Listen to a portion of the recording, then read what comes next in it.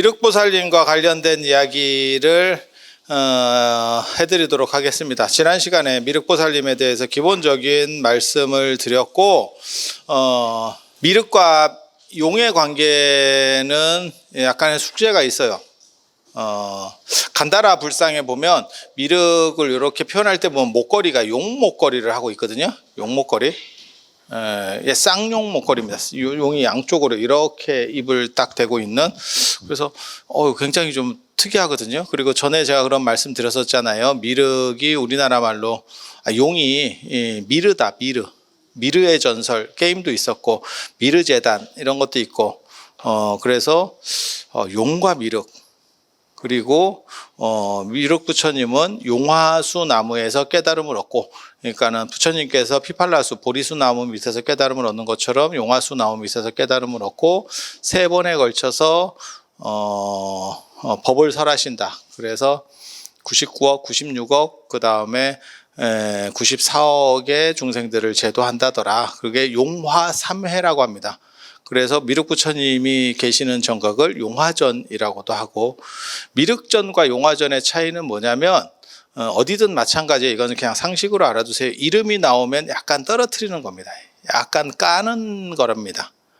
그러니까는 예를 들어서 적광전 이러면 이제 비로자나 부처님을 모신 정각을 적광전이라고 하거든요.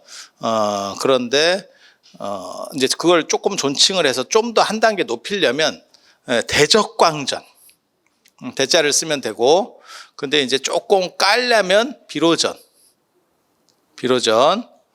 극락전, 아미타 부처님을 모신 데를 극락전, 한 단계 높이려고 그러면 극락보전, 까면 미타전.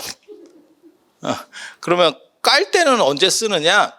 중심 정각이 있고 그 옆에 약간 이제 부수 정각으로 들어갈 때, 메인이 아닌 거예요. 그러니까 큰 절이어서 정각이 여러 개가 있고, 메인 정각에 무슨 예를 들어서 석가모니 부처님이 모셔져 있어. 그래서 대웅전이야. 그런데 비로자나 부처님도 모실 거야. 그러면 적광전이라고 안 하고 비로전. 이해가 되십니까? 그러니까 미륵 부처님이 메인이야. 그러면 용화전. 그리고 미륵 부처님을 그냥 모시는 거야. 그러면 미륵전. 그러니까 약간 이제 찌기다시로 들어가면 이름을 붙이는 거예요. 그러니까 우리나라는 다 마찬가지예요. 이름 붙이면 약간 떨어지는 겁니다. 이름을 직접 부르면 약간 떨어뜨리는 거예요. 그래서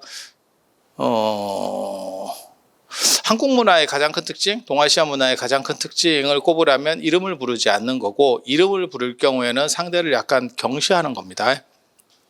그래서 어른들은 예전에 유교 얘기하는 거예요. 자나 호 같은 걸 불렀지. 그러니까 우리가 퇴계, 안 그러면 율곡, 이렇게 친구도 그렇게 부르는 겁니다.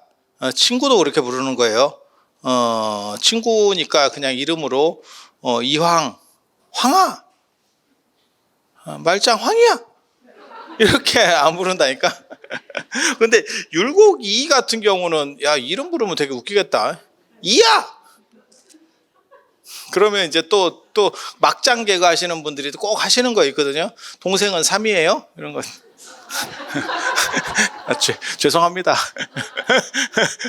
그게 이제 막장 개그 하시는 분들이 늘 밑에 지금 둘째 동생은 4고 부모님이 참 이름 편하게 지셨네 이렇게. 왜 그런 거 안 해?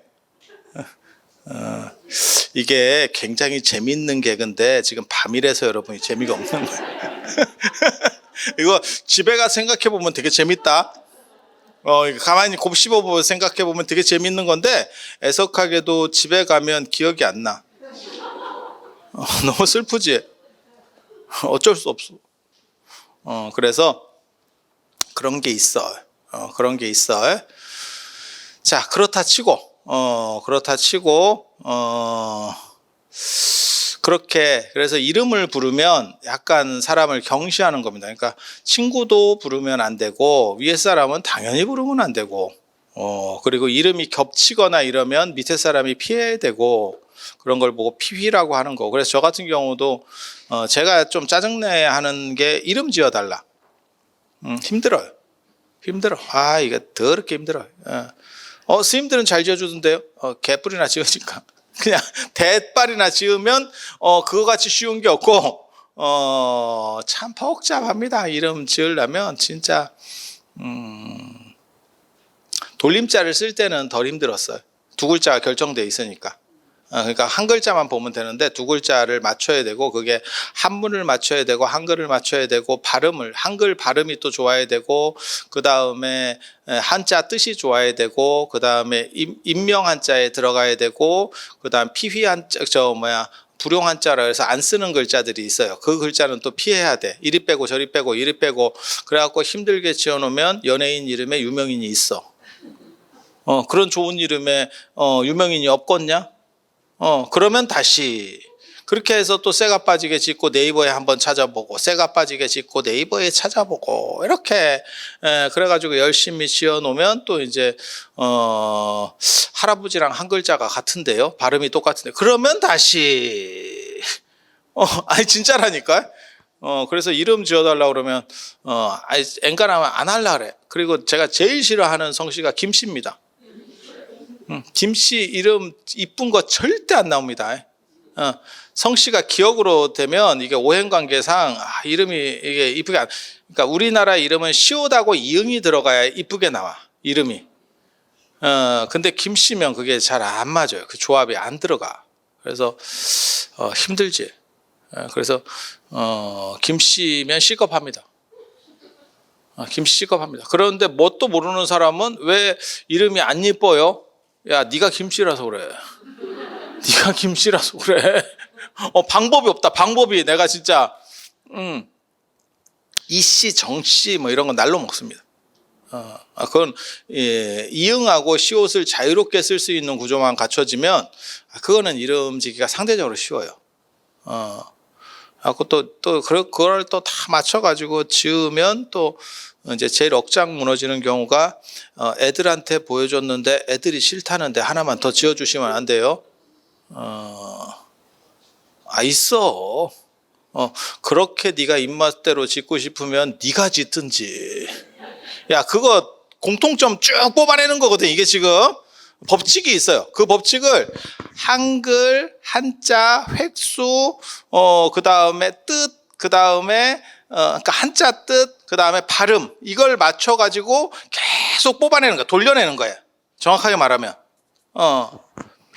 야, 그거 하나 돌리는데 시간 더럽게 걸려. 그래서 언간하면 진짜 이름은 안 짓는 걸로. 본명은 관계가 없습니다.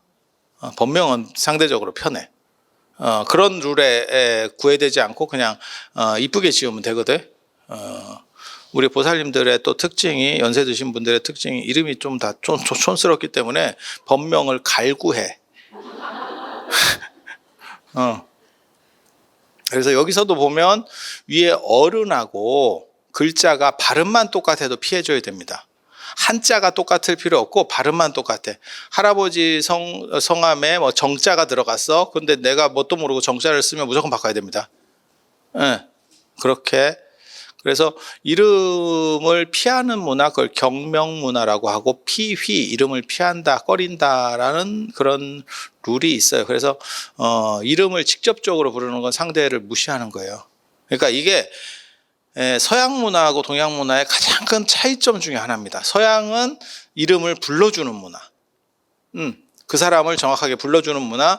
우리는 관계를 부르거나 이름을 불러야 될 상황에서는 이름을 안 부르고 가명을 불러줘요. 그래서 이걸 제가 뭐라고 얘기하냐면 가명의 문화라고 얘기하거든요. 되게 재밌는 거 있어요. 우리는 출가하면 법명 이래가지고 스님들도 가명을 쓰잖아. 부처님 제자는 사리불은 사리불이에요. 법명 실명제라니까. 법명 실명제다. 진짜야.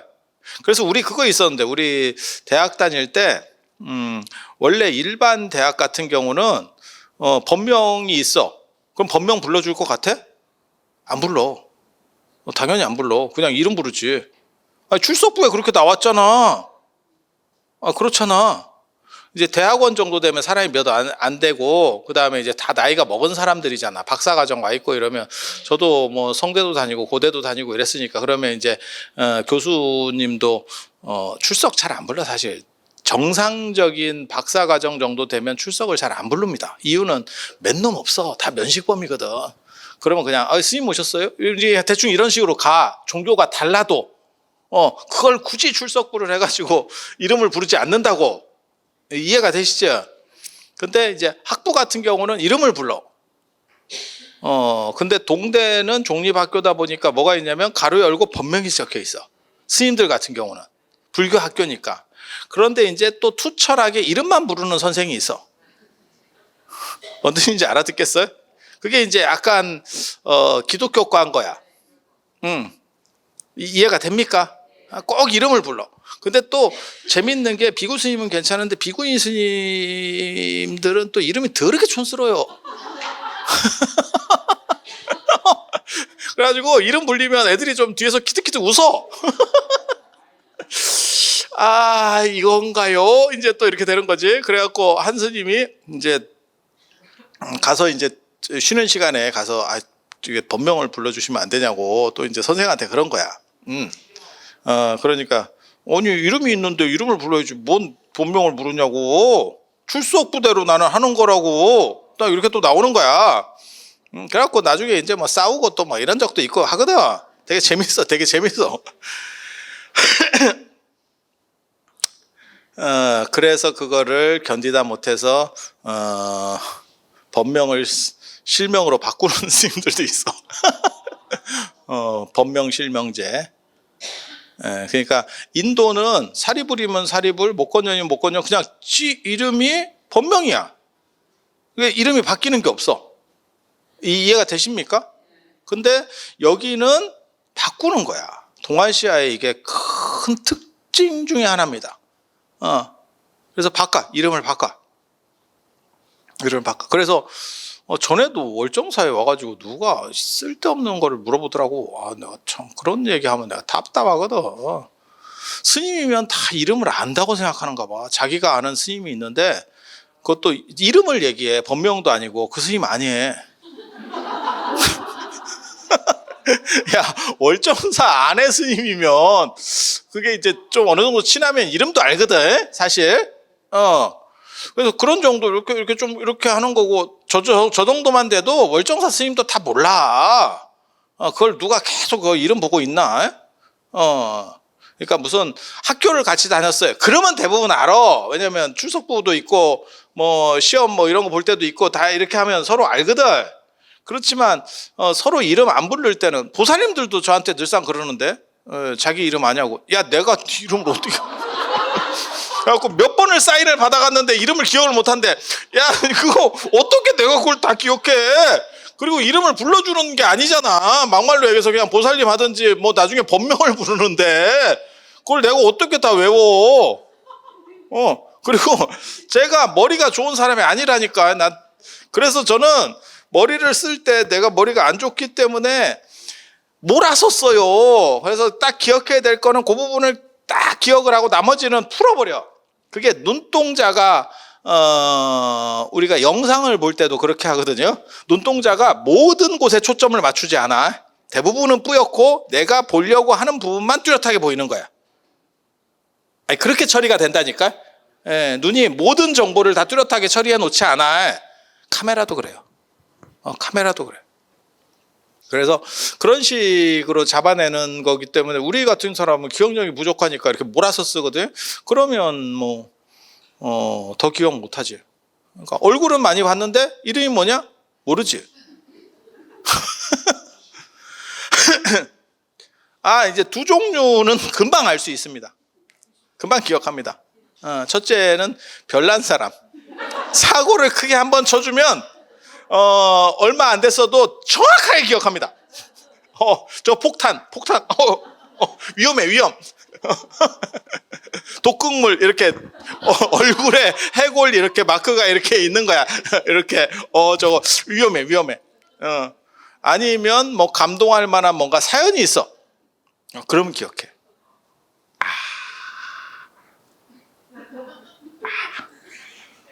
제가 우리 반장님 기억 잘하잖아.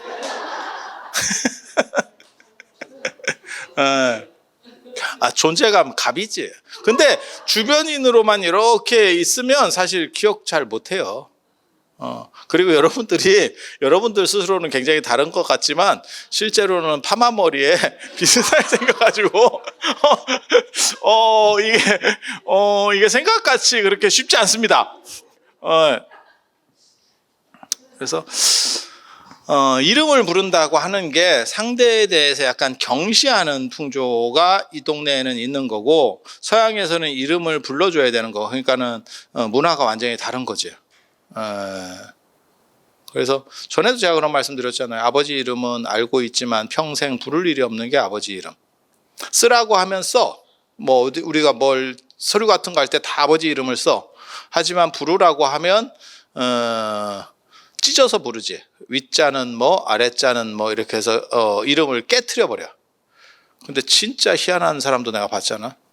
지 이름을 윗자는 뭐 아랫자는 뭐. 야, 네 이름은 그렇게 하는 거 아니야. 내 이름은 윗자는 뭐 아랫. 이게 뭐 사극도 아니고, 아니 사극도 그렇게 안 해. 이거 자기 이름은 그렇게 하는 게 아니야. 그거는 윗사람 이름을 범해야 되는데 내가 너무 죄송하기 때문에 그걸 쪼개서 예의를 차리는 거야. 근데 너는 너 자신에게 예의를 차리는 거야 지금. 예의가 과하구나. 나 되게 재밌는 사람 되게 많이 봤거든. 근데 이게 이런 거 사실은 저는 어렸을 때 이런 거를 대략적으로 사실은 조금 이렇게 미취학 아동 때 기본적인 거를 좀 많이 주워 들었어요. 그건 저희 할아버님이 훈장이었었기 때문에 그런 교육들을 좀 받았었고, 사실 요즘 분들은 이런 이유를 잘 모르는 거야. 왜 이렇게 했는지. 그러니까 납득을 못하니까 그런 실수들을 벌일 수 있다라는 생각이 들어. 근데 되게 웃긴 거예요.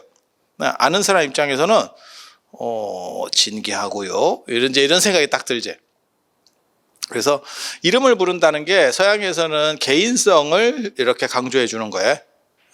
강조해 주는 거고, 우리는 집단주의 구조 속에서는 그 개인을 도드라지게 불러주는 거에 대해서 신뢰라고 생각을 해요. 그래서 요즘 들어서 최근 몇십 년 사이에 나온 게 자기 이름 부르는 사람이 있잖아. 자기 이름. 여자애들이 그렇게 자기 이름을 불러. 소민이는요 이랬어요. 뭐 그런 거 있어. 그런 거. 그런 거 저게 뭐 하는 짓인가, 자기를 타자화시키나, 정신 해리 현상이 일어나나, 이게 분열인가, 뭐 이런 생각이 드는 뭐 그런 거. 그런 것도 있고, 재밌는 거는 제가 전에 그런 얘기 잠깐 해드렸는데, 이름 뒷자만 부르는 거 있어요. 그게 신성일 영화나 이런 데 보면 뭐 민이라고 해, 뭐 이런 거요. 이런 거 있어요. 이런 거. 그런 거 그거 중국에 있는 거야. 그래서 그게 저 서안이나 이런 데 가면 규기 스님, 현장 스님 그러면 그 탑에 보면 이런 기록에 보면 뭐라고 나오면 규기 이러잖아요. 그럼 기사가 기라고 하는 스님이라고 이렇게 뒷글자만 써. 뒷글자만. 그래서 저는 예전에 그 신성일 영화나 이런 거 보면서는 무슨 생각했냐면, 저게 서양 풍속일 거야. 이름을 불러주고 뒷글자만 가지고 이렇게 쓰는 게, 근데 그게 당나라나 이런 때도 늘상 다 써왔던 거예요. 그래서 한 글자만 해. 그러니까 이게 한 글자만 부르면 뭐가 있냐면 기본을 알아야 돼. 규기인지를 모르면 기사가, 사는 여기서 스승사자고 거기서는 스님이라는 뜻이에요. 그러면 그게 규기인지를 모르면 어쩌라고 이제 이렇게 되는 거야. 그러니까 미리 이 인명들을 외우고 있어야 돼. 그래서 아마도 그게 특징적으로 사람을 불러야 되는데 이름을 부를 수 없을 때, 다 부를 수 없을 때 한 글자만 부르는 게 아닌가라는 생각을 해 봅니다. 그래서 이름이 간판에 나와 있으면 그거는 부속적인 정각에 쓰는 거다. 그러면 주된 정각인데 그 절에서 하찰에서 메인 정각인데도 뭐 미타전 이렇게 돼 있는데요. 주지 스님이 잘 모르는 겁니다.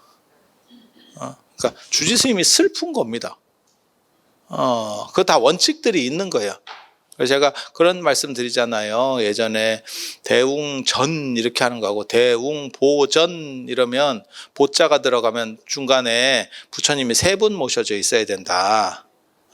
그게 다 룰이 있어요. 그러니까 대웅전은 부처님이 한 분 모셔져 있거나 안 그러면 한 분 부처님 계시고 양쪽에 문수보살, 보현보살이 계시거나 보살이 1불, 2보살이 있거나 뭐 이런 식으로 되는데 대웅보전 이러면 부처님이 3분이나 5분이 계시거나 이렇게. 그래서 그 이름만 봐도 레벨들이 좀씩 다르게 그게 원칙적으로 있는 거예요. 이거를 의궤성, 법칙성이라고 합니다. 그래서 이런 법칙성을 잘 알면 문서만 봐도 상황이 어떤지를 대충 알아. 이해가 됩니까? 근데 문제는 그 주지 스님이 가방끈이 짧아서 그걸 안 맞춰놨으면 이제 우리가 허당으로 걸리는 거지. 우리는 이제 문건만 딱 보고 정리하다가 이제 덜컥수에 걸리는 거지. 근데 뭐 기록만 남아 있으면 뭐 덜컥인지 아닌지도 몰라. 그래서 그렇게 되는 거예요. 그렇게. 그래서 미륵 부처님과 관련해서는 미륵 3부경이라고 하는 게 있어요. 미륵 상생경, 미륵 하생경, 미륵 성불경. 미륵 6부경으로 나오는 데도 있는데 이 3부경이 기본적인 경전이에요. 그래서 미륵 상생경은 미륵 부처님이 도솔천에서 이렇게 대중들을 교화하고 있는 상황. 미륵 부처님은 도솔천에 있을 때는 제가인의 모습으로 하고 있어요. 출가인이 아니고. 그래서 그렇게 도솔천에서 교화하는 미륵 부처님의 어떻게 보면 정토, 어떻게 정토를 뭐라고 설명할 수 있냐면 이상세계. 정토가 이제 깨끗한 국토 뭐 이런 뜻인데 그 부처님이 관리하시는 이상세계. 정확하게 말하면 조금 없어 보이는 표현이긴 한데 나와바리 나와바리 아미타 부처님은 극락세계 이렇게 석가모니 부처님은 영산정토라고 합니다. 영축산. 영축산 거기가 일반인의 눈으로 보면 별 볼 일이 없어 보이는데 이렇게 조금 관점이 선 수행자의 눈으로 딱 보면 거기가 석가모니 부처님의 세계가 펼쳐져 있어. 그게 다중우주론이라고 하는 거지. 다른 세계가 겹쳐 있어. 그런 게 있어. 나중에 제가 법화경 같은 거 설명할 때 기회 되면 그런 걸. 되게 재밌는 거예요. 다중우주론 이런 거 아세요? 뭘 보시면 되냐면 영화 닥터 스트레인지 이런 거 보시면 돼. 너무 저렴했지? 저렴한 맛으로 저는 제 얘기는 듣는 거니까 진지한 거 재미없는 거 들으실 거면 어른들 거 들으시면 돼요. 근데 내 얘기 들으면서 불면증이 치료됐어요. 그건 뭐야 도대체? 틀어놓고 잔대. 근데 내 목소리가 그렇게 자기 좋은 목소리는 아닌데 그게 어른 스님들이 이렇게 그 평톤이 있어. 평톤 쫙 이렇게 고급 승용차에서만 볼 수 있는 일관된 톤. 이게 그건데 저는 사실 이렇게 약간 굴곡이 있는데 쑥대 머리 뭐 이런 식으로 굴곡이 있는데 이거를 불면증이 치료됐어요. 감사합니다. 그걸 굳이 나한테 와서 얘기할 필요가 있나? 몰라. 그렇다 치고. 그래서 미륵 상생경은 도솔천에서 이제 교화하시는 모습을 나타내는 거고, 미륵 하생경은 내려오셔서 어떻게 교화하시는지, 이제 성불해서, 그리고 미륵 성불경은 성불하실 때 상황. 제가 기억은 뭐 뚜렷하게 잘 안 나. 하도 이런 거 옛날에 봐서 개두말성에서 태어나셔서 성불하신다는 그런 이야기들이 그 경전에 보면 나옵니다. 경전에 보면 나옵니다. 그래서 3차례에 걸쳐서 이제 교화를 하시고, 그리고 미륵 부처님이 사시는 태어나셔서 이렇게 깨달음을 얻으신 세계는 이 세계가 굉장히 좋은 세계예요. 그래서 사람들도 수명도 길고, 그 다음에 통치도 굉장히 안정된 세계. 그래서 전륜성왕이 다스리는, 전륜성왕은 누구냐면 대제국을 건설하고 있는데 폭력적이지 않아. 무력이 만렙입니다. 그런데 그 무력을 쓰지 않아. 저는 그 전륜성왕에 대한 얘기를 보면서 되게 재밌었거든요. 어렸을 때 그런 얘기들을 보면 뭐가 재밌었냐면 군사가 엄청 많아요. 전륜성왕은 압도적으로 많아. 하지만 쓰지 않아. 왜? 너무 전력 차이가 크기 때문에 굳이 안 써도 되는 거예요. 그래서 그 전륜성왕 이야기를 보면 되게 재밌는 게 무력이 있으면서 말로 하는 사람. 그러니까 덕이라고 하는 것은 이런 건가? 라는 생각을 했거든요. 그리고 제가 전에도 잠깐 그런 얘기를 해드렸어요. 큰 덕자, 도덕할 때 그 덕자가 실제로는 선진시대 때는, 그러니까 진나라 이전 시대 때는 거기에 파워라는, 힘이라는 게 있다. 그러니까 사람이 좋은 거를 가르쳐 주려고 해도 사람이 따르려면 힘이 있어야 되는 거예요. 힘이 있어야 되는 거예요. 힘이 없이 좋은 얘기를 해도 잘못하면 무시되거나 헛발질만 되는 거예요. 왜냐하면 사람들이 안 따라. 그래서 징기스칸 이야기에도 보면 그래. 징기스칸 몽고 제국이 막 전성기 막 이렇게 들어가면 안 싸우고 이깁니다. 싸워서 이기는 게 아니야. 우리 쪽으로 밑으로 들어올래? 안 그러면 한따까리 할래? 이러면 기다리고 있었습니다. 이러면서 들어가지. 제가 이거 초청장 올 때까지 기다렸잖아요. 아이, 빨리 보내줘야지. 왜 이제 들어오래? 벌써 들어가려고 준비하고 있었는데. 맞서면 완전히 진짜 뭐 절단이 나는 겁니다. 징기스칸 그 맞서면 사람만 죽이는 거 아니에요? 가축까지 싹 죽이고 사람이 살 수 없게 물에 독까지 풀고 그 성 허물고 뭐 이런 건 일도 아니고 모든 생명 초토화합니다. 그래서 징기스칸이 진짜 징기스칸 부대, 몽고 부대가 진짜 잔인하게 한 쪽에는 보통은 전쟁에서 지더라도 다시 거기서 사람들이 살아요. 우리도 임진왜란 때 뭐 서울 뭐 이런 거 안 그러면 한국전쟁 때도 서울 피해 있었지만 다시 거기 살잖아. 근데 징기스칸은 그 몽고 군대한테 제대로 걸리면 도시가 다시는 역사 속에서 사라집니다.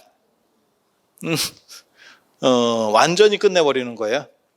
그런 거 보면 그런 거 몇 번 본보기로 보여주면 굳이 안 맞아도 그렇게 가는 거죠. 그래서 덕으로 다스리면서 세상을 화평하게 이렇게 만드는 분이 전륜성왕이에요. 그래서 미륵부처님이 성불하실 때는 무조건 전륜성왕 치세입니다. 그리고 사람들도 오래 살고 오래만 사는 게 아니고 젊고 건강하고 단순히 그냥 오래 사는 거는 좋은 게 아니라는 거를 우리가 지금 알고 있죠. 건강하고 오래 살게. 그러면 재밌으려나? 자, 그 생각은 해봤어요. 건강하고 오래 살아도 한 사람하고만 살면 너무 힘들지 않을까? 죄송합니다. 불경한 생각일 수도 있는데, 아니, 그전에는 그런 생각을 안 해봤는데, 요즘, 너무 오래 살면서 황혼기 이온이 늘어나고, 아니면 조론이라는 건 뭐냐면, 이혼은 안 하는데, 뭐 따로 살고, 뭐 이렇게, 사는 그런 것들이 많이 있잖아요. 애들 여우고 나면 뭐 각방에서 살고, 이렇게, 밥 먹을 때, 이렇게 서로 좀 보고, 안 죽었나 가끔 확인하고 뭐 이렇게 근데 그렇게 되는 이유가 한 사람과 너무 오래 살아서라는 이야기가 있어요. 그래서 아니 100년을 살아도, 그러니까 결혼 생활로 50년을 살아도 이렇게 뭐 서로 대화할 일도 별로 없고 이런데, 예를 들어서 결혼 생활을 한 3만 년 하면 야, 이게 쉬울까에 대한 생각을 하거든요. 아니야, 그런 거에 대해서 부정적으로 얘기하는 건 아니에요. 왜냐면 지금 우리가 애들도 잘 안 낳는데, 합계 출산율이 안 좋은데 뭐 그걸 조장하는 건 아니고, 그런 의무나 이런 부담이 커지면서 결혼이 자꾸 해체되는 거죠. 그래서 프랑스 같은 경우는 동거도 결혼에 준하는 제도 안으로 넣어버렸죠. 근데 우리는 결혼하지 않고 애를 낳는 거를 굉장히 약간 이렇게 터부시하기 때문에 약간 안 좋게, 많이 안 좋게 보죠. 정확하게 말하면. 그러니까 그런 거 저 통계에도 나왔거든요. 동거에 대해서 어떻게 생각하십니까? 큰 문제가, 그렇게까지 큰 문제는 없다고 생각합니다가 더 많아. 네 자식이면 어떻습니까? 그건 절대 안 되고. 그건 안 되고. 그러니까 이 얘기는 뭐냐면 사회적인 생각이 바뀌어가고 있는 거예요. 그러니까 어른들은 이해는, 머릿속으로 이해는 되지만 감정적으로 납득은 안 되는 상황인 거예요. 그러니까 다른 애들은 되는데 내 자식은 안 되고, 그럼 내 자식 아닌 사람이 누가 있냐? 누군가의 자식이지. 아니 그렇잖아. 그 얘기는 갈등 구조가 지금 존재한다는 얘기고, 그 다음에 결혼을 안 한 상태에서 애를 낳는 거에 대해서는 어떻게 생각하시면, 그러면 뭐 그럴 수도 있죠. 그러면 당신 아들이 그렇게 하면 그거는 좀 이게 지금 그렇게 그 정도 상황인 거예요. 근데 유럽이나 뭐 이런 데서는 그걸 그냥 제도적으로 해서 다 인정해 주는 쪽으로 가는 거예요. 그러니까 결혼이 해체되고, 결혼을 지금 굉장히 늦게 하잖아요. 그래도 합계 출산율이 그렇게 줄지 않는데 어느 정도까지는 버티고 있는데, 우리는 그런 쪽을 죄악시하다 보니까 출산율이 더 안 좋아지는 거예요. 결혼도 안 하려고 하는데 애도 안 낳으려고 하는 거야. 그래서 좀 문제지. 그럼 뭐 네가 답이 있냐? 그냥 없고요. 그냥 넋두리였습니다. 그래서 미륵 부처님 오셨을 때는 한 사람과 결혼하면 한 3만 년 살아야 돼. 3만 년 살면 무슨 일이 벌어질까? 그런 생각이 갑자기 들어. 그래서 미륵 부처님의 세상은 아무튼 평화롭고 안정된 세계라는 거예요. 그래서 우리도 삼국통일 전에 고구려 백제 신라가 박터지게 싸웠을 때 미륵에 대해, 미륵 신앙이 계속 대두되는 이유가 뭐냐면 하나로 통일된, 안 싸우고 이렇게 조화된 하나의 통일 정부가 있는 화평한 세계가 됐으면 좋겠다. 그래서 그걸 이제 메시아 신앙 뭐 이렇게도 얘기를 합니다. 미래불 신앙, 메시아 신앙. 그러니까 새로운 누군가가 와서 전체를 다 해결해 줄 거다. 라고. 그리고 지금 같이 한국 사회가 첨예하게 대립되는 시점이 없는데, 이런 때일수록 사실 이러한 미륵에 대한 부분이 좀 더 강조가 되면 좋겠다라는 생각이 있어요. 그래서 미륵은 지난번에도 말씀드렸지만 자시 미륵불이에요. 자시 미륵불. 그래서 미륵 부처님의 전각을 자시전이라고 하는 경우도 있습니다. 자비에서의 자예요. 그러니까 사랑 중심. 그래서 자애로운 게 미륵 부처님이에요. 그래서 미륵 부처님이 활동하실 때는 모두 다 화평하게 잘 될 수 있는, 개인적으로는 저는 우리나라 사람들의 잠재력을 굉장히 높게 보기 때문에, 유럽이 몇백 년에 걸쳐서 한 걸 우리가 수십 년 만에 했으니까 유럽의 100년이 우리의 10년 정도에 해당했다고 보시면 돼요. 그래서 엄청난 성장을 했고 진짜 맨바닥에서, 저는 그걸 굉장히 자랑스럽게 생각합니다. 한국전쟁까지 끝나고 진짜 폐허 속에서 우리가 올라온 거예요. 그리고 아무도 가능하지 않다라고, 저 정도 거지 같은 상황에서 어떻게 올라오겠노. 막말로 얘기해서 소도 비빌 언덕이 있어야 되고, 뭘 어떻게 뭐 투자에 아무리 귀신이라도 종잣돈이 있어야 돼. 땡푼이었는데. 그런데 그 상황에서 여기까지 올라왔잖아. 얼마까지 올라왔는지 아세요? 지금 일본하고 다이다이입니다. 일본하고 우리하고 같은 34,000불이에요. 야, 그거 진짜 대단한 거야. 왜냐면 저희 어렸을 때 일본은 싫은 나라고 좁혔으면 좋겠는 나라지만 넘사벽이었다니까. 어디 일본을 이런 나라였는데, 우리나라나 일본이나 국민소득이 같다고? 이거? 야, 그게 가능한가? 야, 그날이 오는구나. 물론 그날이 왔는데 대만은 우리보다 잘 살고요. 대만 우리보다 쩔이라고 생각했는데 저놈들이 어디 고구마 같은 저 이상한 데 사는 놈들이 말이야. 우리보다 위로 올라갔고요.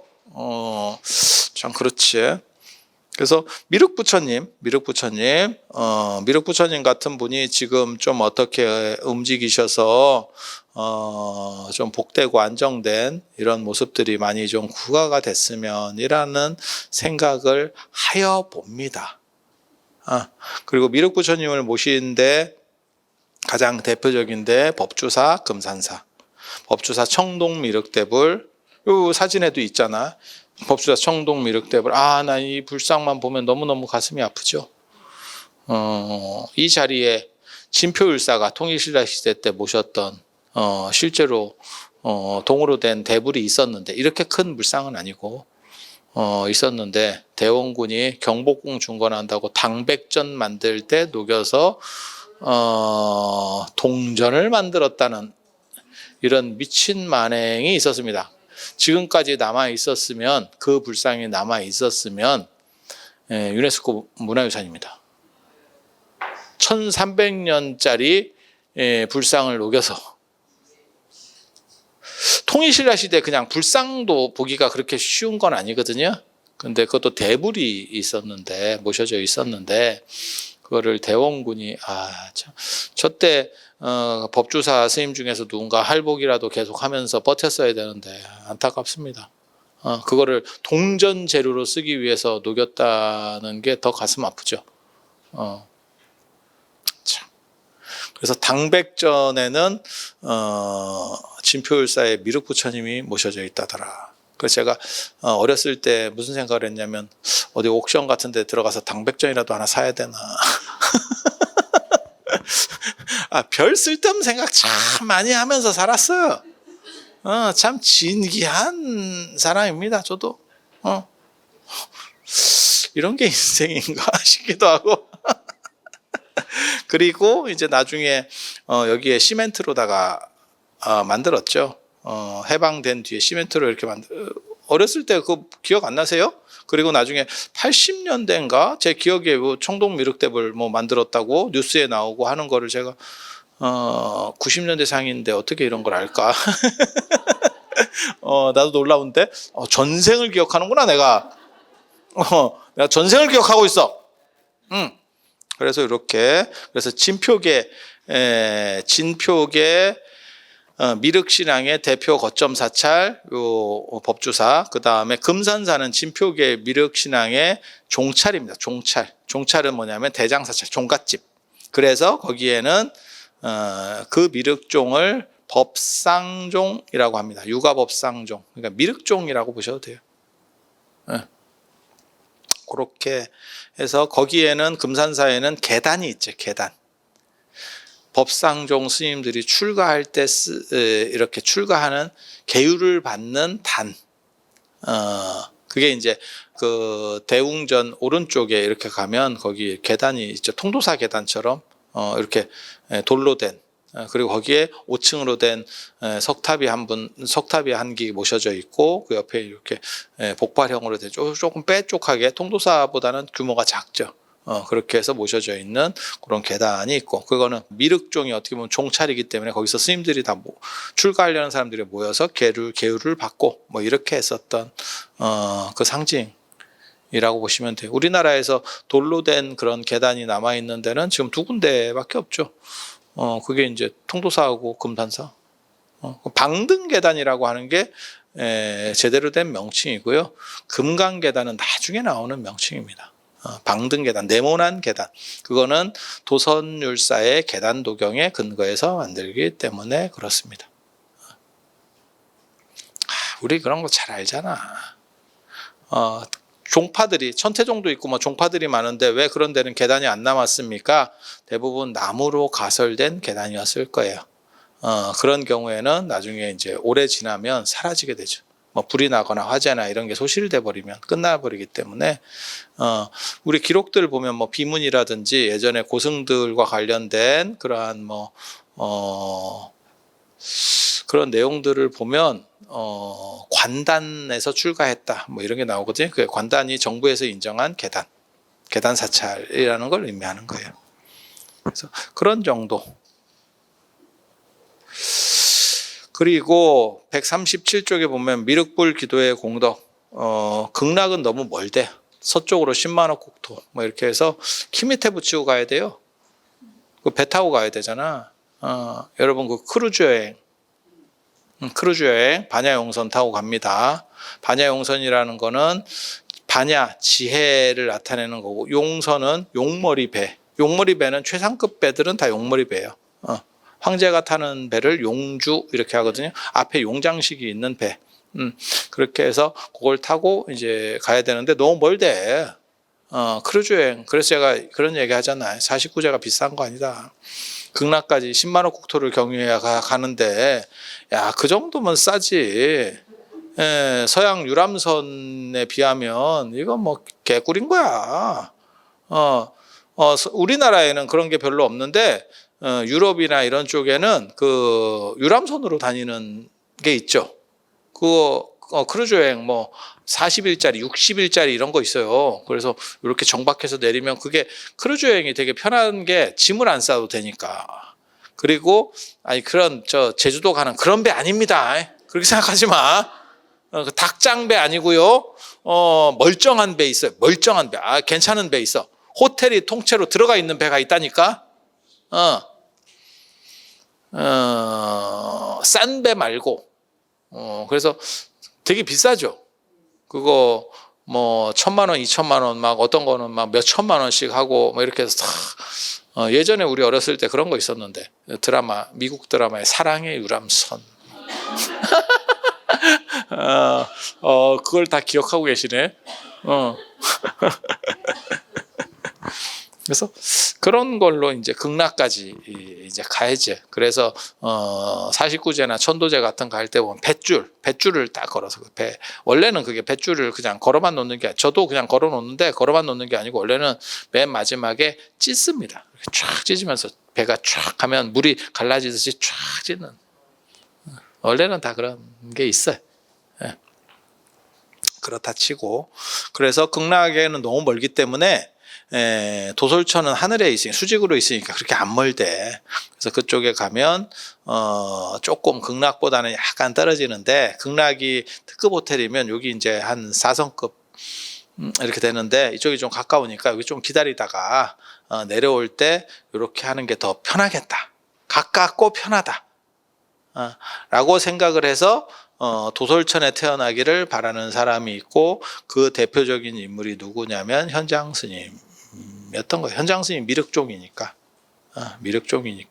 그래서 신라 쪽으로는 미륵종이 두 파가 들어옵니다. 요 미륵법상종이 유가법상종이라고도 하고, 그냥 여러분은 그냥 미륵부처님을 시조로 한다고 생각해서 미륵법상종이라고 합시다. 그렇게 이해하면 상대적으로 쉬우니까. 그래서 태연계 종파가 있고, 그게 현장 스님 계열이에요. 그게 서명사파. 그래서 원측 스님, 태연 스님, 순경, 태연 뭐 이런 쪽으로 내려왔을 거고, 그리고 진표계가 있습니다. 진표계는 약간 불투명해요. 진표는 현장 스님하고는 약간 다른 계통이에요. 현장계는 아니고, 직접적인 건 아니고, 그래서 진표계는 그게 이제 순제법사라고 중국 오대산에서 문수보살을 만나 수계받고 했었던 그 순제법사한테 배우고, 그다음 거의 어떻게 보면 진표가 개창자라고 보시면 돼요. 그래서 미륵부처님을 직접 만나서 간자를 받고, 손가락 뼈를 받고, 뭐 이렇게 해서 뭐 점찰법회를 열고 뭐 했었던, 점찰법회가 뭐냐면 참회기도입니다. 참회기도. 요즘 쉽게 말하면 참회기도. 요즘은 이제 뭐 미륵점찰법회 같은 걸 하는 경우는 없는데, 요즘 참회기도 비슷하게 해서 제일 많이 하는 거는 양무제, 자비도량창법. 그리고 그게 제일 많은 것 같고, 그 말고 또 108대참회문 뭐 이런 것들이 좀 있는 것 같고, 진표 계열은 망신참이라 그래가지고 몸을 사리지 않는 참법. 그래서 절을 할 때 그냥 이렇게 절을 하는 게 아니고 절을 이렇게 몸을 던져. 그래갖고 이걸 하다 보면 손발이 부러진대. 돌에다가 방석 안 놓고 이렇게 던져. 굉장히 좀 그렇죠. 여러분들은 그냥 방석 위에서 살살 절을 해도 관절이 지금 나갈 것 같은 연세라니까 절대 하시면 안 돼. 그게 망신참법이라고 하는 거예요. 그래서 굉장히 재밌는 거 말씀드리면 진표율사가 이제 저 변산 부사의 방에서 그렇게 참법을 하면서 기도를 하면서 미륵부처님이 나오시기를 바랬는데 먼저 나온 게 누구냐면 지장보살이 나왔죠. 그 지장보살이 나오니까 대단하다 이렇게 하니까 진표율사가 됐고요. 저는 미륵부처님입니다. 이러면서 계속했다는 진짜 나오는 얘기야.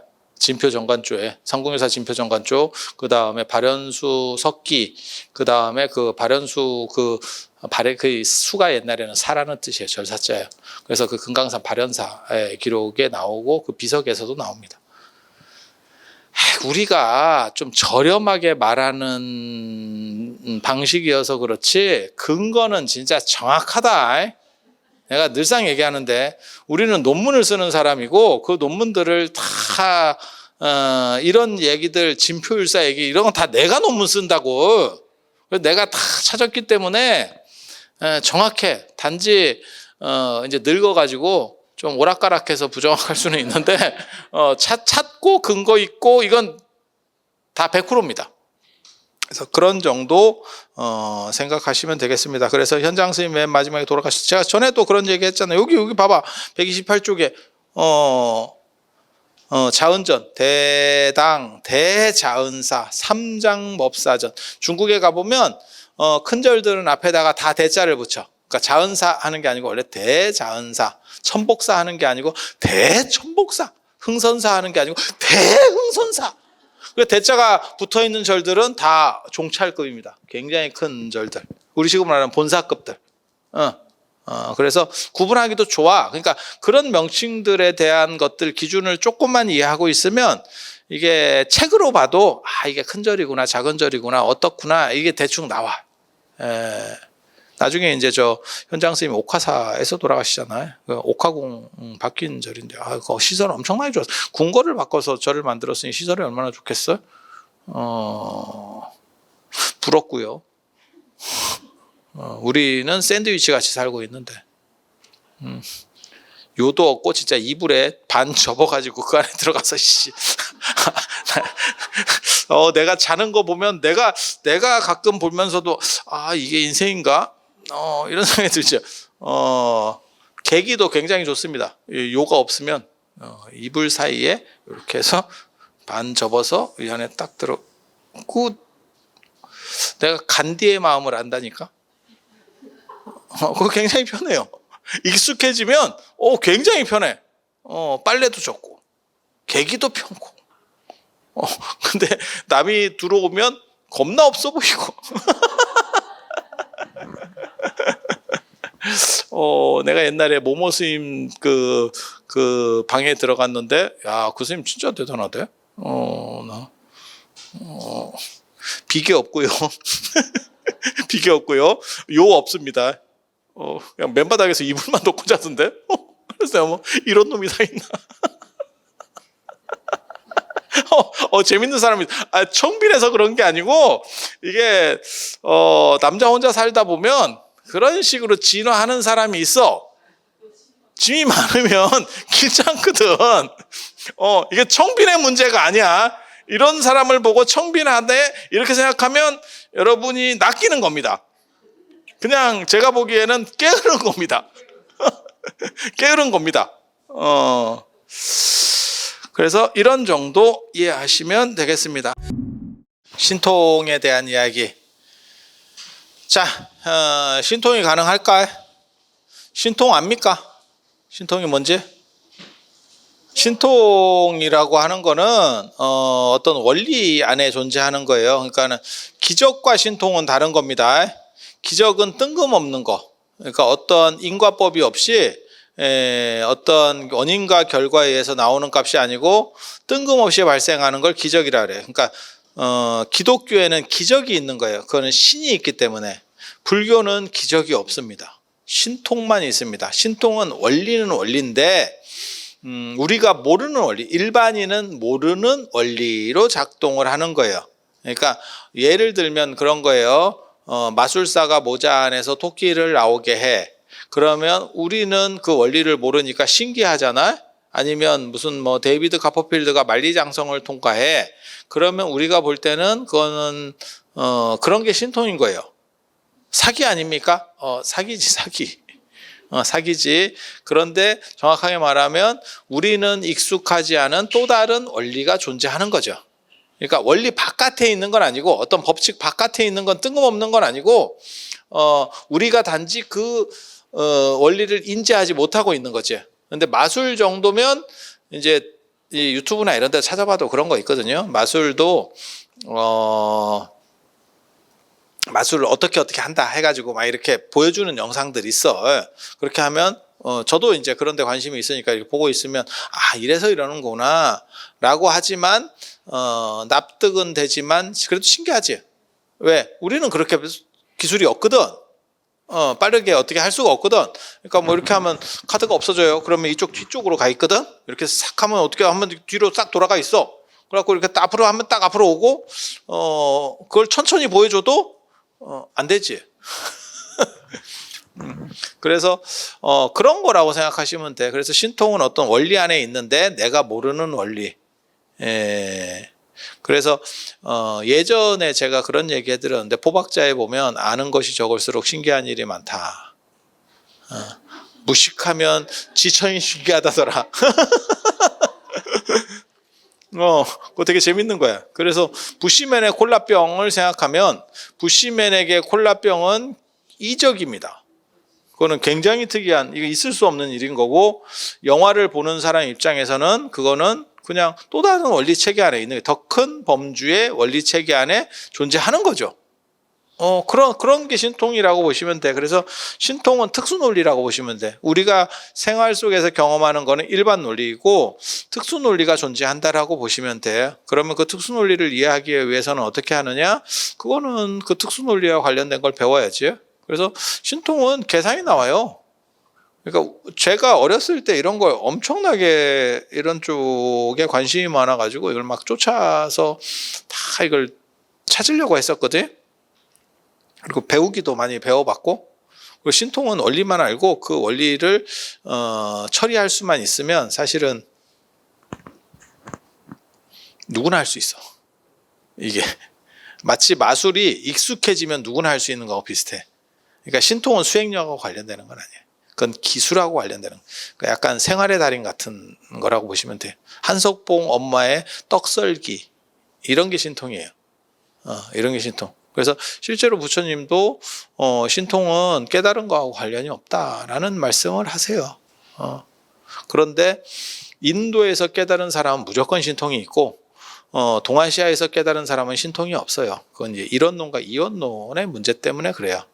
그래서 인도에서 깨달은 사람들은 아라한에게는 18신통이 있다 라고 하는 게 나오거든요. 그러니까 아라한이 되면 개송을 하나 외워. 나의 생은 다하고 범행은 서서 할 일을 마쳐서 다음 생 받지 않는 것을 안다. 이게 아라한 개송이거든요. 아라한이 된 사람이 이 개송을 외워. 그 다음에 18신통을 할 수 있다는 거예요. 아라한의 18가지 신통. 하늘에 떠서 위로는 불을 내고 아래로는 물을 내고 발밑으로는 물을 내고, 그 다음에 위로는 물을 내고 발밑으로는 불을 내고, 앉고 걷고 눕고, 뭐 이런 게 18가지 콤보가, 연속 콤보가 있어. 그래서 그렇게 할 수 있다는 거예요. 물론 뭐 그렇게 하시는 분 못 봤고요.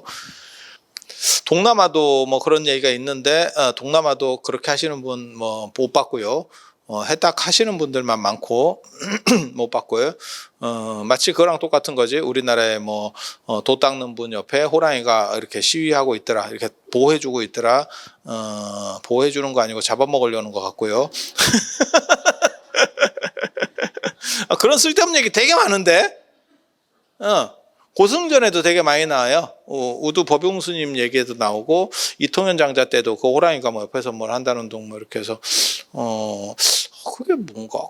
그리고 그쪽에 네팔에도 부탄에도 나오잖아요. 그럼 탁상사원 그 얘기 보면 그게 뭐라고 나오냐면, 파트마 삼바바가 호랑이 타고 뭐 그걸 건너뛰었다는 둥 뭐 이렇게. 그래서 내가, 호랑이 타기가 그렇게 쉬운 게 아니다. 안장 없이 말 타기도 어려운데 호랑이 잡을 것도 없고 귀때기를 잡을 수도 없는 거고.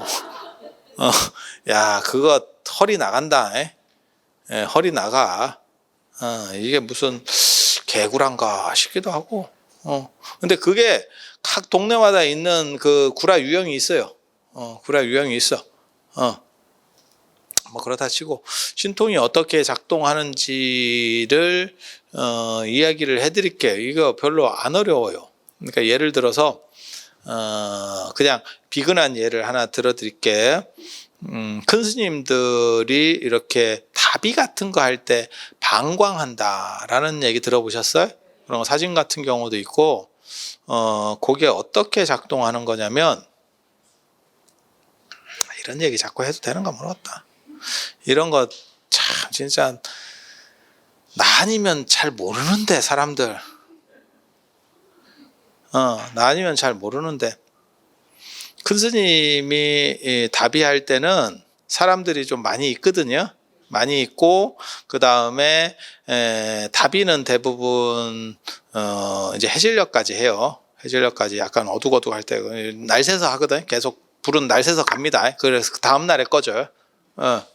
그리고 이제 상자분들이나 가까운 분들은 이제 지키고 나머지는 이제 연불하다가 나중에 불 붙은 거 한참 붙으면 빠지고 이렇게 한다고.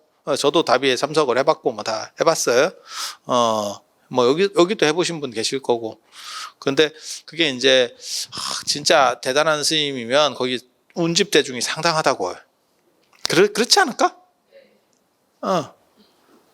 뭐 그렇게 하고 이 죽음이라고 하는 게 사람을 참 숙연하게 만들어요. 왜냐하면 특히 이제 연세 드신 분이 더 숙연해진다고. 다음은 난가? 이 생각이 조금씩 생기는 거죠.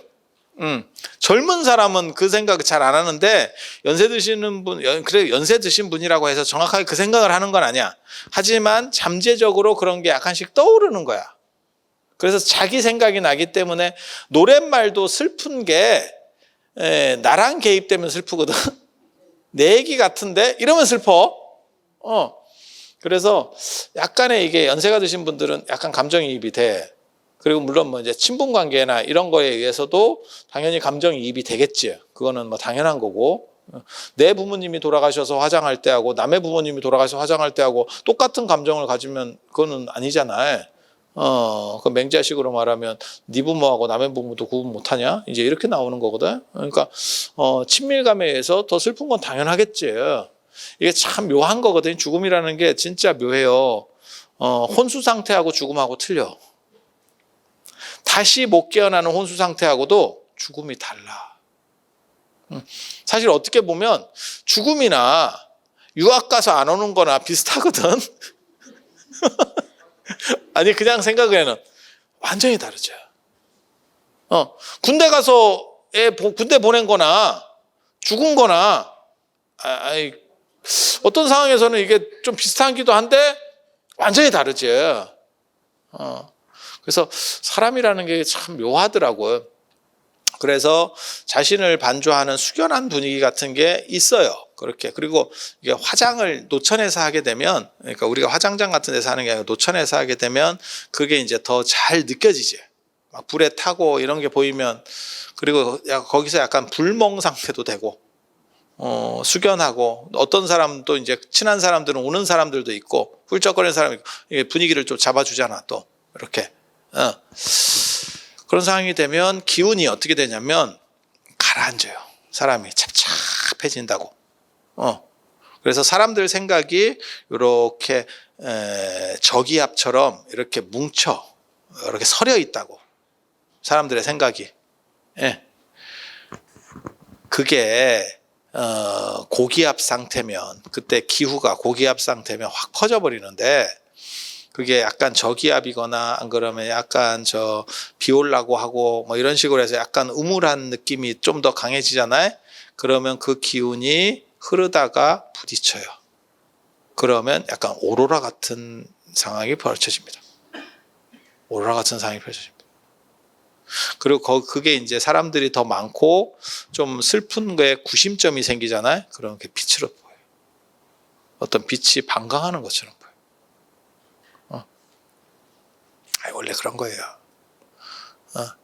그래서 리드를 잘하는 사람이 있으면 그를 숙연한 분위기를 이렇게 중간으로 쫙 당길 수 있는 사람이 있으면 그런 방광을 만들어내기도 상대적으로 가능해.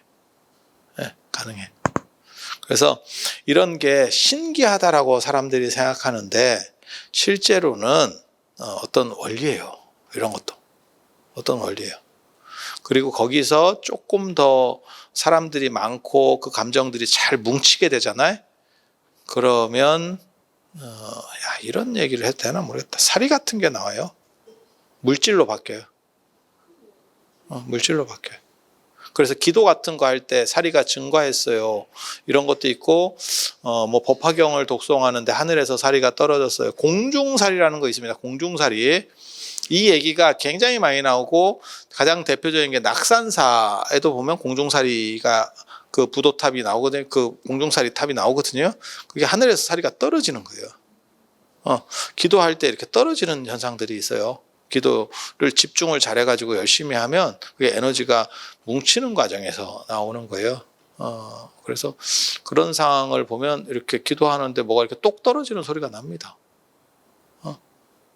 예전에 월정사로도 누가 그런 자기 기도하다가 했다고 누가 보냈던데, 그런 사리가 있어요. 이러면서 보냈던데, 그래서 그래요. 이랬지. 그게 신기한 게 아니고 어떤 법칙에서 움직이는 거라니까. 그래서 신통은 모든 신통은 다 법칙이에요. 그리고 견적이 나와. 그래서 제가 그런 얘기 하잖아요. 저는 옛날 이야기를 읽거나 고승들의 뭐 일화나 전설이나 이런 거 볼 때 이 법칙을 제가 굉장히 여러 가지를 많이 알거든요. 그래서 이게 견적이 나오는 건지 굴한지를 판단한다니까.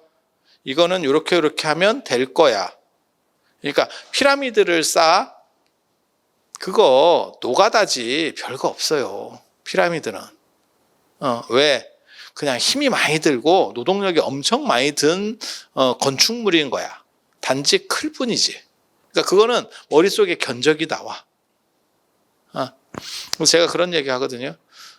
만약에 제가 건축 전공인데 건축 전공자로서 너는 피라미드가 그렇게 대단하다고 생각하냐? 아니, 네가 만약에 건축 중에서 제일 대단하다고 생각하는 건축은 뭐냐? 그러면 저는 파르테논 신전을 꼽을까? 콜로세움? 로마의 콜라세움? 우리는 판테온입니다. 판테온. 로마의 판테온 신전. 만신전이라는 뜻이에요. 모든 신이 있는 만신전이라는 뜻이거든요. 판테온이 최고의 건축이라고 생각을 하거든요. 2000년 된 시멘트 건축입니다. 그리고 도면 건축이고 그 돔도 엄청나게 큰 돔이고 도면 건축은 힘점이 조금만 틀리면 전체가 무너져 내리는 건축이에요.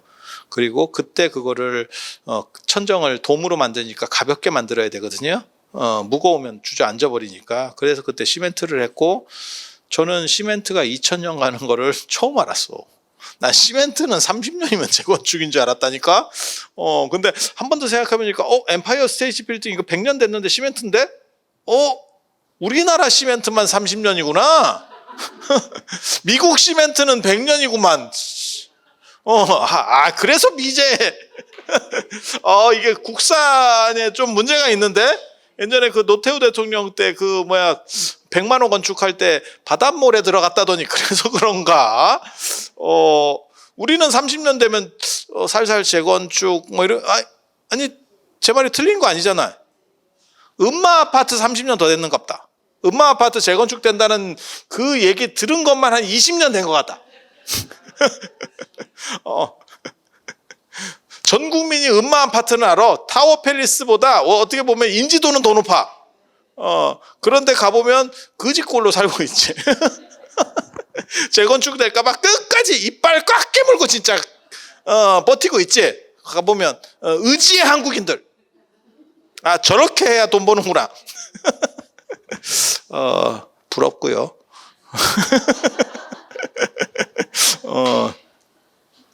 그래서 이게 시멘트도 시멘트 나름이구나 라는 생각을 했었는데 야 콜로세움은 2000년 시멘트라니까. 그것도 노출 시멘트예요.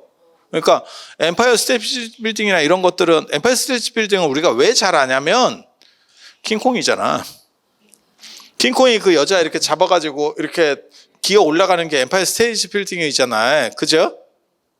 그래서 한국 사람들 패키지 코스에는 언제나 엠파이어 스테이트 빌딩 그 전망대가 있습니다. 이렇게 가게 돼 있어. 홈쇼핑 상품 들어가면 다 있어. 그래서 이게 근데 가보면 막상 그 옆에 더 높은 빌딩들이 여러 개 있는데 왜 여기를 와야 되나 싶긴 하지만 그게 킹콩 때문에 그래. 그리고 나는 킹콩 영화 보면서 어렸을 때도 내가 그 생각했다. 킹콩도 여자 킹콩이 마음에 들겠지. 왜 엄지공주가 마음에 들겠어. 이게 뭐야 이게 뭐 피규어 얘 지금 뭐 피규어 매니아야? 이게 뭔 마음에 들어? 이게 왜 그리고 킹콩 눈에는 잘 보일까? 이게 막 이래서 봐야 되나? 근데 이게 진짜 너무 인간적으로 만든 영화 아니요? 동물도 여자를 좋아할 거다. 그것도 서양 여자를. 이게 무슨 개 설정이야. 이런 생각이. 나 어렸을 때도 그 생각했다. 어렸을 때도. 그래서 그 엠파이어 스테이트 빌딩 같은 경우는 그 시멘트 건물이라도 외장을 다 했잖아. 그런데 판테온은 노출형에다가 그렇다고 뭐 철근을 박았느냐? 아니에요. 그냥이에요. 순살 공구리. 야, 그게 안 무너진다고? 그거는 저한테는 사실은 굉장한 미스테리예요. 너한테 네가 돈을 줄 테니까 만들 수 있느냐? 만약에 예를 들어서 기자의 피라미드 돈만 주면 다 만들어내고 좀 남겨가지고 절한채 짓고요. 판테온을 네가 할 수 있느냐? 이거 쉽지 않아. 지금은 돼. 옛날. 지금은 가능하지. 지금은 기술들이 있으니까. 그리고 시멘트도 다르잖아요. 그게 고층 아파트 짓는 시멘트하고 아시죠? 일반 시멘트하고 다르잖아요. 그 강도 자체가 다르잖아요. 그러니까 지금은 되는데 2000년 전에 네가 그걸 할 수 있어? 라고 말하면 나는 못해. 그러면 어떻게 되냐? 그게 이제 미스테리가 되는 거죠. 그리고 어떻게 보면 그게 신통이 또 되는 거예요. 그래서 한계치 넘어. 그리고 신통의 이 작동범위라고 하는 것은 명상을 통해서 움직이는 구조가 있어요. 그래서 명상을 통해서 에너지를 만들고 우리는 직선이라고 생각하지만 직선보다 더 곧은 직선을 찾아내면 실제로는 더 빠르게 움직일 수 있는 것들이 있죠. 그거 아세요? 우리가 알고 있는 걸로 해서 직선이 제일 곧은 거고 여기에 차원을 대입하게 되면 직선보다 더 곧은 직선도 나오고 실제로 구슬을 이동시켜 보면 직선보다는 곡선이 더 빨리 움직이죠. 더 빨리 목적지에 닿죠. 왜냐하면 이 힘 때문에. 원심력을 통해서 이렇게 도는 힘 때문에 더 빨리 닿죠. 그러니까 여러 가지 계통들이 있는 거예요. 그거를 인도 사람들은 뭐라고 얘기하냐면 신구육통 6가지의 신통을 이야기합니다. 그리고 그거를 삼명육통이라고도 해요. 삼명육통. 삼명이 뭐냐면 육통 먼저 얘기해 드릴게요. 천안통. 먼 것을 보거나 그러니까 투시를 하거나 과거나 미래를 보는 거. 그렇게 천안통. 천이통 그거는 귀로 먼 것 거를 듣거나 뭐 그런 거예요. 아니면 벽 너머 거를 듣거나 이렇게 거리의 제약 없이 듣는 거. 그 다음에 타심통 다른 사람 마음을 아는 거. 근데 난 이거는 찍어오는 걸 거예요. 마음을 읽는 게 아니고 찍는 걸 겁니다. 이거 무당들도 이렇게 한다. 제가 그런 얘기 해드렸었잖아요. 왜 사람이 마음을 낼 때 구체성을 가지고 마음을 말할 때도 마찬가지예요. 구체성이 없어요. 우리 생각에. 그렇지 않아? 내가 어떠한 단어를 이렇게 해서 얘기를 해야지. 그게 아니고 그냥 그냥 떠드는 거잖아. 나만 그런가요? 인간이면 그럴 거야. 그리고 저는 여러분이 인간이라고 믿습니다. 그래서 그렇게 되어 있고, 그게 이제 타심통, 그 다음에 숙명통은 전생을 아는 거. 숙명통, 숙지통, 뭐 이래서 전생을 아는 거. 그 다음에 신족통. 신족통은 날아다니는 거예요. 날아다니는 거, 벽을 통과하는 거, 순간이동, 뭐 이런 것들. 신족통. 개인적으로는 신족통, 부럽습니다. 이게, 장거리를 많이 다니는 사람으로서 신족통 부럽습니다. 네. 새 부럽지 않습니다. 제가 늘상 얘기하잖아. 새 사람들이 막 자유롭게 날아다니고. 새 진짜 엄청난 에너지를 소모한다. 그 나르는데. 그래서 제가 얘기하잖아. 새도 돈이 있으면 비행기를 끊는다. 철새도 돈이 있으면 비즈니스 타려고 할걸? 그거 나르기 싫다. 나르기 싫다. 내가 기가 막힌 거 봤잖아. 예전에 그 동영상 볼 때 비행기 날개에 앉아있더라. 얼마나 힘들면, 힘들어요. 이러면서 비행기 날개에 앉아있어. 날아가는 비행기 날개. 무임승차지. 그래서 신족통. 그 다음에 이 앞에 5가지랑 다른 누진통은 깨달음에 관련된 거예요. 이건 왜 이거를 6개 안에 넣는지를 잘 모르겠어. 이거는 논리적 층위가 다르다라고 얘기하는 거거든요. 앞에 5가지는 기술이고 요 누진통만 깨달음이에요. 그래서 앞에 5통은 전 5통은 기술로 배울 수 있는 거야. 그 얘기를 믿고 열심히 기술로 배우려고 했는데 쉽지 않더라고요. 천안통, 천이통, 그 다음에 타심통, 숙명통 그런 거 경험하는 거는 그렇게 어렵진 않습니다. 명상 배우면 며칠 안에 이렇게 돼요. 그럼 그렇게까지 어렵진 않아. 근데 제가 전에도 그런 말씀 드렸었는데 이게 신통이 별 볼 일 없다라고 제가 판단한 가장 큰 이유는 내가 원하는 방식이 잘 안 돼. 랜덤으로 자꾸 된다니까? 이게? 그러면 이게 쓸모가 없어요. 내가 원하는 방식으로 전개가 돼야 돼. 내가 통제해야 된다고. 그 에너지를 통제해야 된다고. 근데 이게 뜬금없이 마치 내가 원하는 꿈을 꿀 수 있는 거하고 잠을 자면 꿈을 꾸기는 하는데 이게 나왔다가 저게 나왔다가 이렇게 하는 거야. 내가 보고 싶은 거, 나 지금 아바타 볼 건데 이러면 아바타를 보여줘야 되는데 나는 아바타 볼 건데 이랬더니 전설의 고양이 나오고 그러면 이게 뭔 필요가 있나. 그러면서 제가 신통에 대해서 사실 회의를 느끼게 된 거거든요. 그리고 제가 이런 거는 개인 경험과 관련된 거기 때문에 사실 그건 지 주장이잖아. 객관화시킬 수 없잖아. 그래서 제가 객관적인 거를 또 많이 노력을 했어요. 눈으로 동시에 보여줄 수 있는 거, 동시에 보여줄 수 있는 것들을 시도를 하고 그게 이제 어떻게 보면 생각으로 물질을 움직이는 거, 염력 이런 거를 이제 또 우리 어렸을 때 많이 했어.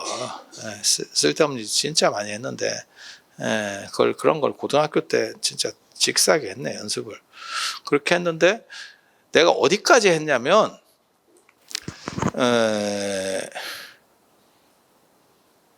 대바늘에다가 바늘 큰 거 이불 호청 꼬매는 이런 바늘이 있잖아요. 쇠바늘.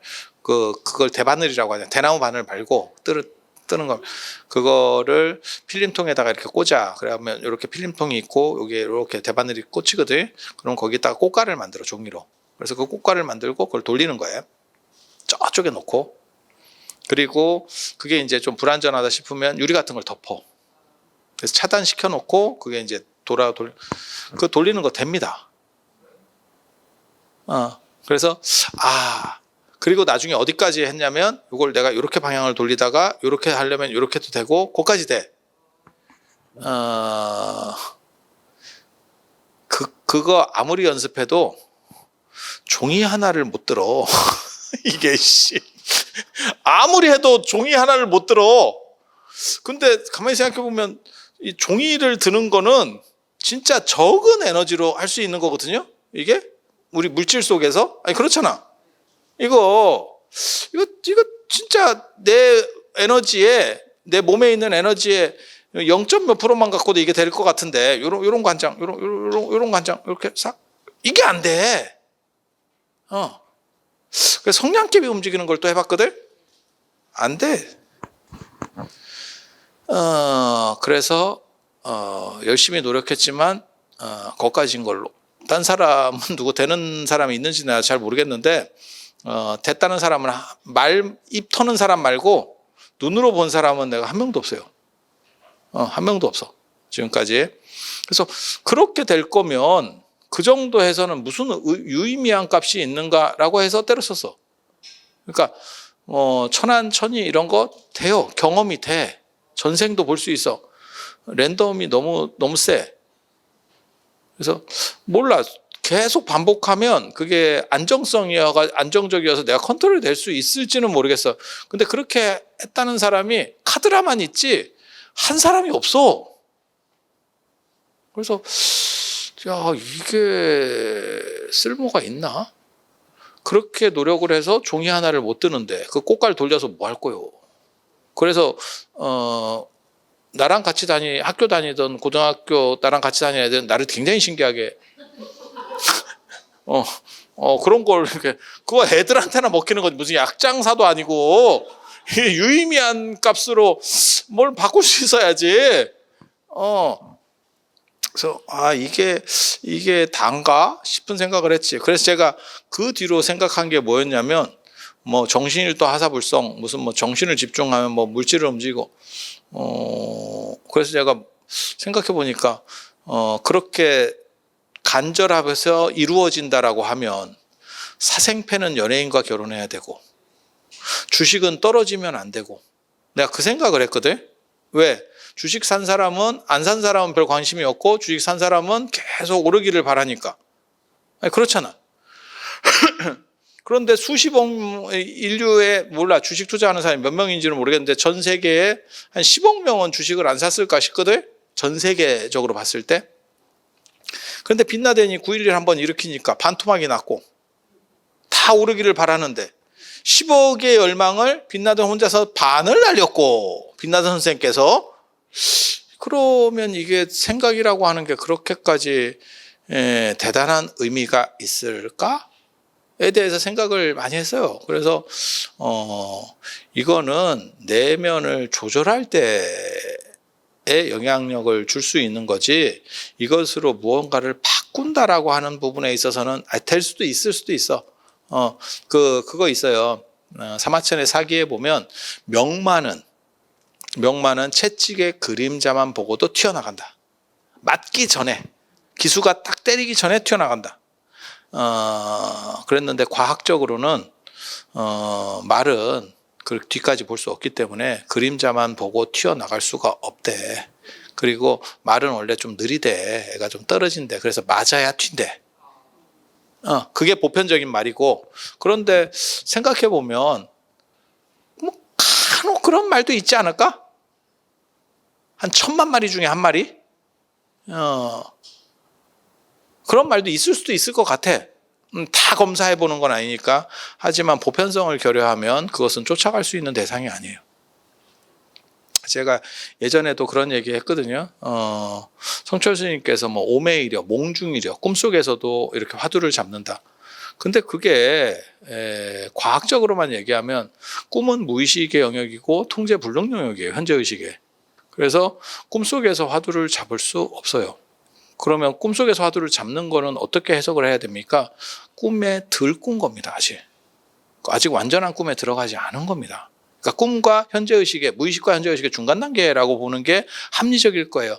그렇지만 성철 큰 스님 같이 그렇게 대단한 분은 실제로 꿈속에서도 될 수도 있지도 싶어. 그런데 만약에 그게 특수한 경우라면, 마치 육손이처럼 손가락 6개 있는 사람들도 있잖아. 그런 특수한 경우라면 우리는 따라갈 수가 없어요. 그걸 목적으로 제시하면 안 된다고. 모두가 어느 정도 이상 다 노력했을 때 할 수 있는 가치를 얘기해야지 네가 노력하면 손가락이 6개 될 거야. 야, 그건 아닌데. 야, 그건 아닌데. 그래서 신통에 대해서 생각하는 게 조금 관점이 달라졌어요. 근데 이 원리들에 대해서는 제가 진짜 검토도 많이 했고, 그 다음에 제가 중국도 이런 사람들이 진짜 있나에 대해서도 진짜 많이 찾아봤거든요. 중국 계열의 신통하고 인도 계열의 신통이 또 달라요. 이게 패턴이 달라, 패턴이. 예. 그래서 그런 얘기들은 나중에 해야 될 것 같아요. 왜냐하면 시간이 없는 게 문제가 아니고, 이 시청자가 이게 400명, 이래 갖고 이런 비밀을 가르쳐 줄 수 있겠어? 동시 시청자가 그래도 한 800명 정도는 들어와야 뭘 하지 않을까? 이게 좀 그런 것 같아. 아쉽지. 근데 3명까지만 가르쳐 드릴게요. 육통은 아까 그 6가지. 그러니까 천안통, 천이통, 숙명통, 누진통, 신족통, 그 다음에 천이통. 이렇게 6가지. 그리고 이 중에서, 천안통, 그 다음에 숙명통, 그 다음에 누진통. 왜 누진통이 들어가는지 잘 모르겠어요. 이렇게 들어가서 삼명이라고 그래요. 그러니까, 어떻게 보면 지혜랑 관련된 3가지를 3명. 그러니까 6개 중에서 다시 3개를 추린 거예요. 그래서 어떤 외부적 에너지, 그러니까는 일반적이지 않은 특수 에너지의 인과법을 현상 세계에서 작동시키는 게 사실은 신통. 그냥 가장 간단히만 얘기해주면 영화 매트릭스 생각하시면 돼요. 모든 사람은 그 매트릭스 원리 속에 존재하고 있는 거고, 나는 깨어있는 상황에서 외부 에너지를 그쪽에 투입해서 쓰는 거지. 그러면 총알도 뭐 어떻게 뒤집어서 피하고 좀 없어 보이지? 이게 막 이게 뭐요 이게? 그게 뭐요? 그래서 내가 그때 그 생각했는데, 그 총알 이러고 피하고 자빠지고 이러고 있을 때 저건 레이저를 쏘면 되는데.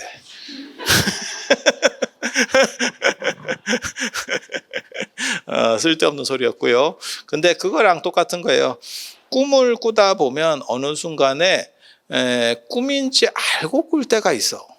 꿈인 것 같은데? 이런 생각이 들 때가 있어. 그게 이제 반쯤 깬 거야. 정확하게 말하면. 완전 꿈이면 그 상황이 안 돼. 그러니까 현재 의식하고 중간에 걸려 있는 거야. 아마 저는 몽중일여라고 하는 것도 이런 단계다라는 생각을 하거든요. 완전 꿈이면 제가 그 얘기도 하잖아요. 예수가 뭐 죽었다, 뭐 부활을 했다는 운동. 그래서 제가 뭐라 그랬죠? 그건 덜 죽은 거다. 네가 죽음의 개념을 모른다. 죽었다는 것은 다시 살아날 수 없는 개념인데, 죽었다 살아나는 게 뭐가 가능성이 있느냐? 그거는 불가능한 개념이고, 그건 덜 죽었으니까 죽은 줄 알았는데, 죽었네? 이게 가능한 거지. 그래서 그건 중간 단계에 걸려 있는 거지.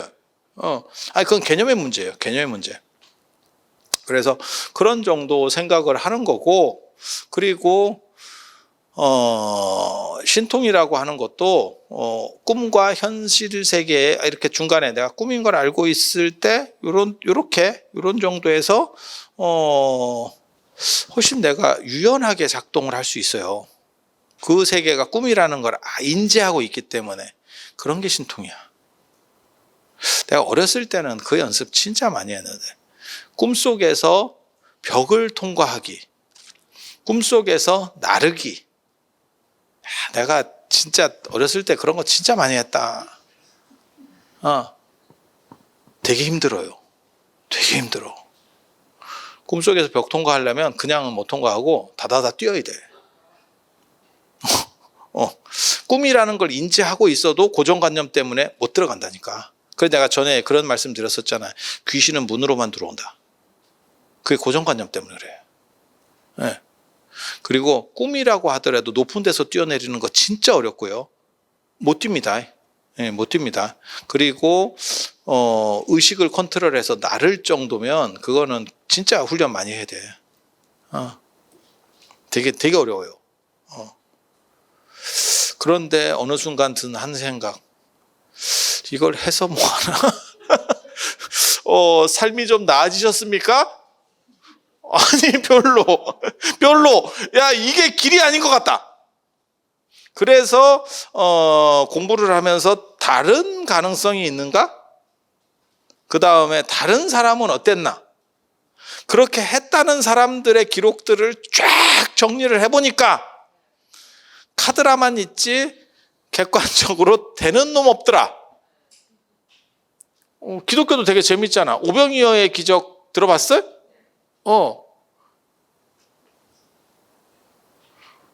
빵 5개하고 물고기 2마리를 끊임없이 나눠주는 그게 어떻게 보면 창조 경제지.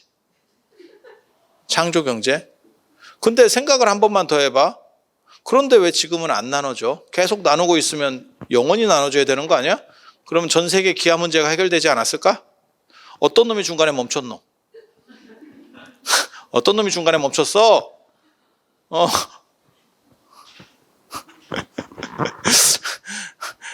이거 참 재밌지? 그리고 기왕 할 거면 좀 맛있는 거를 시작을 하지. 왜 하필 그렇게 싼 걸로 나눴는지. 이런 생각도 좀 들고. 우리 이런 발칙한 생각 전문입니다. 발칙한 생각 전문.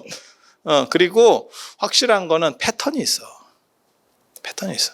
그게 예전에 제가 어렸을 때 좀 이렇게 봤었던 책 중에 재밌는 책이 천의 얼굴을 가진 영웅이라는 게 있어요.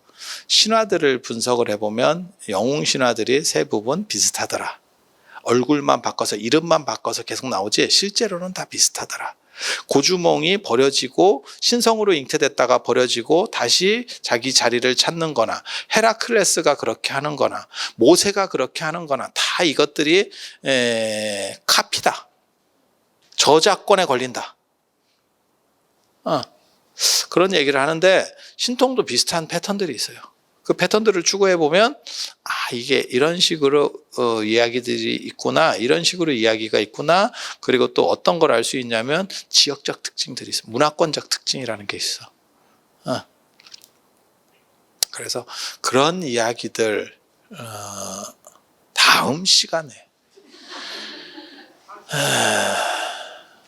시간에 신통 2로. 근데 한 800명 들어와야 할 거야. 나 400명 갖고 빈정상해서 못 하겠어. 이거 옳지 않아. 그래서 다음 시간에 그런 이야기 해드릴 수 있도록 하겠습니다. 자, 오늘 들어주셔서 감사합니다.